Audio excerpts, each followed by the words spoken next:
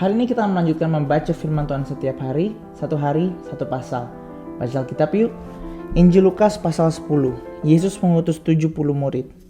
Setelah itu, Tuhan menunjuk 70 murid yang lain, lalu mengutus mereka berdua-dua mendahuluinya ke setiap kota dan tempat yang hendak dikunjunginya. Katanya kepada mereka, tuaian memang banyak tetapi pekerja sedikit. Karena itu mintalah kepada Tuhan yang punya tuaian, supaya ia mengirimkan pekerja-pekerja untuk tuaian itu. Pergilah, sesungguhnya aku mengutus kamu seperti anak domba ke tengah-tengah serigala. Jangan membawa pundi-pundi, atau kantong perbekalan, atau kasut, dan janganlah memberi salam kepada siapapun selama perjalanan. Kalau kamu memasuki suatu rumah, katakanlah lebih dahulu, damai sejahtera bagi rumah ini. Jikalau di situ ada orang yang cinta damai, salam damaimu itu akan tinggal padanya. Namun jika tidak, salam damaimu itu kembali kepadamu. Tinggallah dalam rumah itu, makan dan minumlah apa yang diberikan kepadamu, sebab seorang pekerja patut mendapat upahnya. Janganlah berpindah-pindah rumah. Jikalau kamu masuk ke dalam sebuah kota dan kamu diterima di situ, makanlah apa yang dihidangkan kepadamu, dan sembuhkanlah orang-orang sakit yang ada di situ, dan katakanlah kepada mereka, kerajaan Allah sudah dekat padamu. Tapi jikalau kamu masuk ke dalam sebuah kota dan kamu tidak diterima di situ, pergilah ke jalan-jalan raya kota itu dan serukanlah, juga debu kotamu yang melekat pada kaki kami kebaskan terhadapmu. Namun ketahuilah ini, kerajaan Allah sudah dekat. Aku berkata kepadamu, pada hari itu Sodom akan lebih ringan tanggungannya daripada kota itu. Yesus mengecam beberapa kota, ayat 13.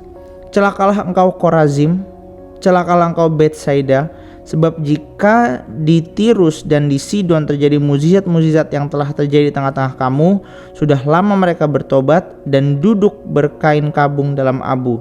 Tetapi pada waktu penghakiman, tanggungan Tirus dan Sidon akan lebih ringan daripada tanggunganmu. Adapun engkau Kapernaum, apakah engkau akan dinaikkan sampai ke langit? Tidak, engkau akan diturunkan sampai ke dunia orang mati. Siapa yang mendengarkan kamu, mendengarkan aku. Siapa yang menolak kamu, menolak aku. Siapa yang menolak aku, menolak dia yang mengutus aku. Ayat 17, kembalinya ke 70 murid. Kemudian ke 70 murid itu kembali dengan gembira dan berkata, Tuhan, setan-setan pun takluk kepada kami demi namamu. Kata Yesus kepada mereka, aku melihat iblis jatuh seperti kilat dari langit. Sesungguhnya aku telah memberikan kuasa kepada kamu untuk menginjak ular dan kalajengking dan kuasa atas segala kekuatan musuh, sehingga tidak ada yang akan mencelakakan kamu. Meskipun demikian, janganlah bersukacita karena roh-roh itu takluk kepadamu, tetapi bersukacitalah karena namamu terdaftar di surga. Ucapan syukur dan bahagia, ayat 21. Pada waktu itu juga bergembiralah Yesus dalam Roh Kudus dan berkata, aku bersyukur kepadamu Bapa, Tuhan langit dan bumi, karena semuanya itu engkau sembunyikan bagi orang bijak dan orang pandai. Tetapi engkau nyatakan kepada orang kecil ya Bapa, itulah yang berkenan kepadamu. Semua telah diserahkan kepadaku oleh Bapakku, dan tidak ada seorang pun yang tahu siapakah anak selain Bapa, dan siapakah Bapa selain anak, dan orang yang kepadanya anak itu berkenan menyingkapkannya. Sesudah itu berpalinglah Yesus kepada murid-muridnya secara tersendiri dan berkata, berbahagialah mata yang melihat apa yang kamu lihat. Sebab aku berkata kepadamu, banyak nabi dan raja dahulu ingin melihat apa yang kamu lihat, tetapi tidak melihatnya, dan ingin mendengar apa yang kamu dengar, tetapi tidak mendengarnya. Orang Samaria yang murah hati, ayat 25. Lalu berdirilah seorang ahli Taurat untuk mencobai Yesus, katanya, Guru, apa yang harus kuperbuat untuk memperoleh hidup yang kekal? Jawab Yesus kepadanya, apa yang tertulis dalam hukum Taurat? Apa yang kau baca di dalamnya?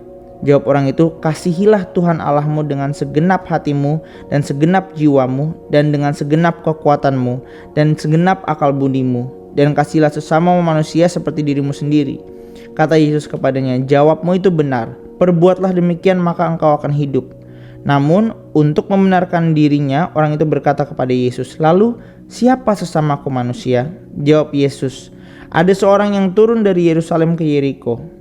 Ia jatuh ke tangan penyamun-penyamun yang bukan saja merampoknya habis-habisan, tetapi juga memukulnya lalu pergi meninggalkannya setengah mati. Kebetulan ada seorang imam turun melalui jalan itu. Ia melihat orang itu, tetapi ia melewatinya dari seberang jalan. Demikian juga seorang Lewi datang ke tempat itu. Ketika ia melihat orang itu, ia melewatinya dari seberang jalan. Lalu seorang Samaria yang sedang dalam perjalanan datang ke tempat itu. Ketika ia melihat orang itu, tergeraklah hatinya oleh belas kasihan. Ia mendekati dia lalu membalut luka-lukanya.